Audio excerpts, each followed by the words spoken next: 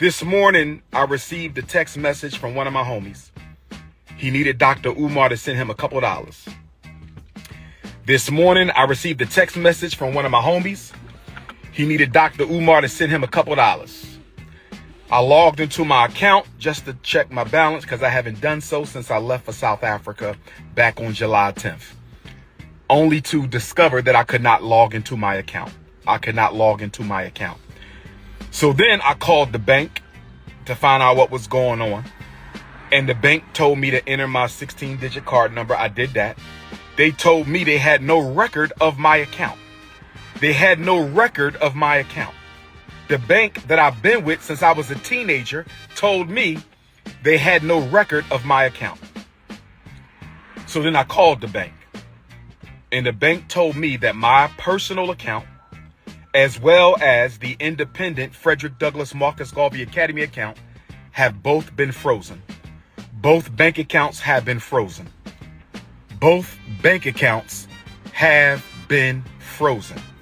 But I was told that it was due to suspicion of fraudulent activity.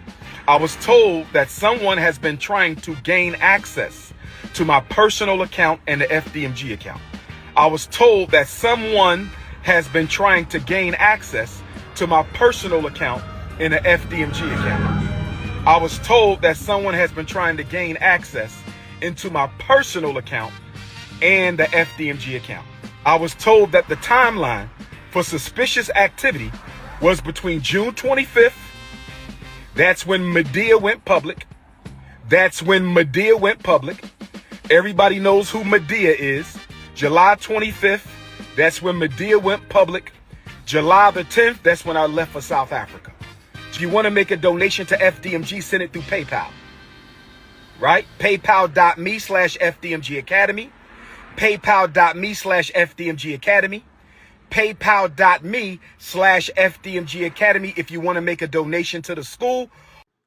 So what you just saw was obviously Dr. Umar Johnson begging for donations. That's all he's really known for now. Because he bought the school back in 2019, something like that. And this nigga barely keeps the grass cut outside the school. You drive by the school, it looks like a jungle out there. The windows are boarded up with plywood.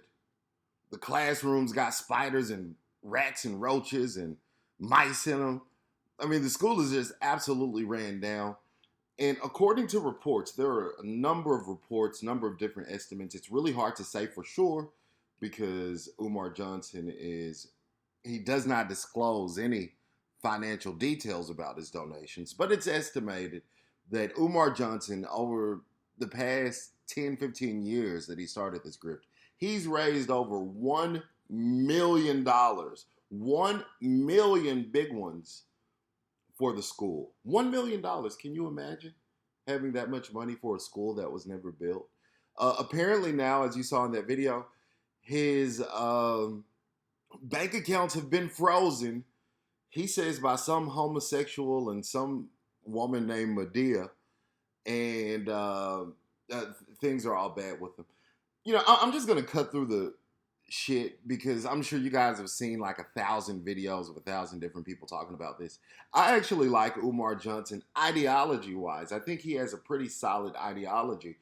But he's like one of those city slickers, those slick-talking niggas from Chicago or Milwaukee that will sell you a dream, but there's no substance attached to it. We've all met niggas like that. Niggas who can talk really good and talk really slick, but there's no follow-through, there's no substance behind it. You usually know niggas like that because they have kids by multiple women, and they'll do shit like tell their kids, oh yeah, man, daddy gonna get you a PlayStation 5, I'm gonna get you an Xbox for Christmas, I'm gonna get you some dirt bikes, nigga, daddy gonna get you a new pair of Jordans, daddy gonna get you some polo shirts. I don't know if kids still wear polo, but I'm gonna get you some polo shirts.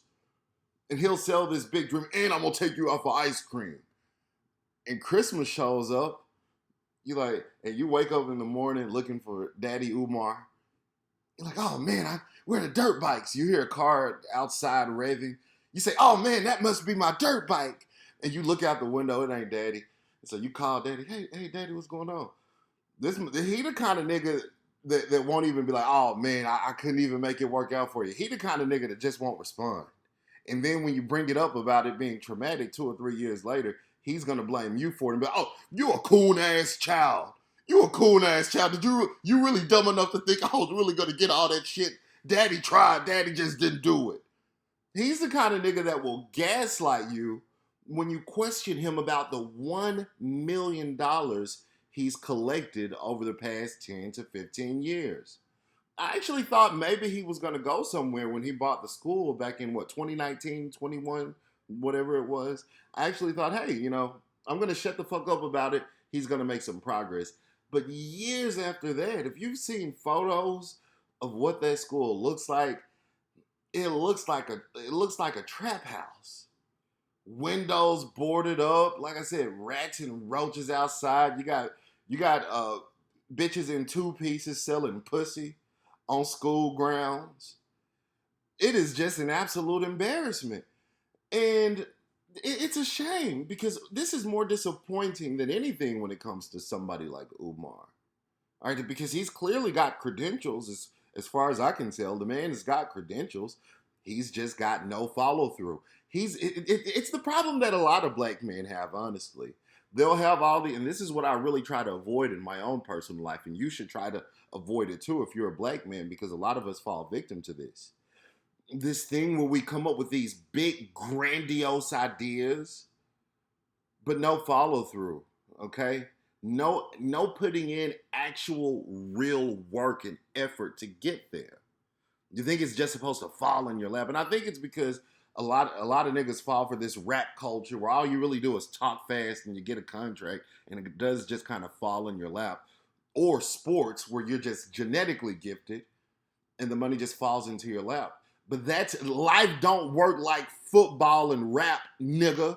That's not how life works, okay? You start small. Sometimes you start with almost nothing. And you grind and you grind and you grind every single day. You make your purpose your literal identity. And that's when you start accomplishing things. Okay? Umar doesn't do that. Umar just wants it. He wants the school to fall in his lap. He doesn't do any work. He doesn't do any planning.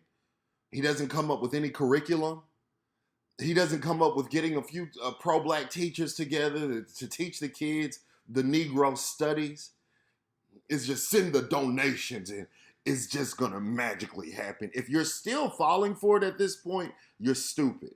If you fell for it even a couple of years ago when he bought the building and said, oh no, the nigga's going to fix it up, I'll give you that. But at this point, this is obviously a grift.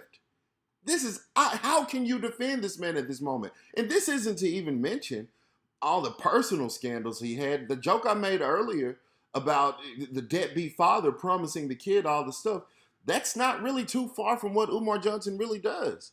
His daughter, who's ratchet as hell, she's a ratchet Philadelphia hoe, and I don't mean to call the young woman a hoe, but she's on Instagram twerking and shit. That's the kind of stuff hoes do. All right? She said, my daddy wasn't shit. My daddy was never around when I was growing. You know how black women are. Okay, they have no shame in just exposing the most embarrassing things about themselves. Oh, my daddy wasn't shit. My daddy can't tell me shit. Then you know how the mothers are, the black mothers. The baby mama was like, girl. Yeah, your daddy wasn't shit, girl. You tell him. Put all your business out there, girl. And, just embarrassing. Just absolutely and utterly embarrassing. Yeah, I wish y'all would give me $1 million. Y'all gave Umar Johnson all that damn money.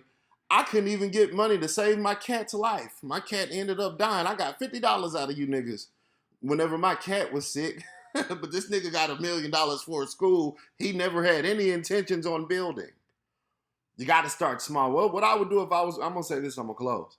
What I would have done if I was Umar, I'd have bought like 2 or 3 trailer houses. You can get a good trailer house for $50,000, $60,000, even less than that if it's used. You can get them, and I would I would model those trailer houses into school buildings. All right, he's in Delaware. I'd buy a cheap plot of land in Delaware, put them trailer houses or trailer schools on the land, get me about 2 or 3 teachers that are going to do exactly what I tell them, get another administrator, and boom, we got a school. We got a school. That would have been the real grift, but this nigga's an idiot. That would have been the real grift, because even if you didn't give a fuck about the message and was just doing it about the money, just having a couple of rinky-dink trailers on a plot of property in Delaware, that would have sold a lot of these niggas. A lot of these niggas would be like, see, he's doing something real. You only get about 10, 12 students. You don't need that much. Then you would have had access to state funding. The state would have actually funded the school. The state would have funded things like school lunches. The state would have done things like, oh, well, they're black, we're going to give them some DEI money. That's where the real grift was, but this is a small-minded grifter, Umar Johnson is. You can't still be falling for it at this point. You got to be smarter than that. I understand if you fell for the slick talk. He is a good slick talker. But at this point, you got to be much smarter than that.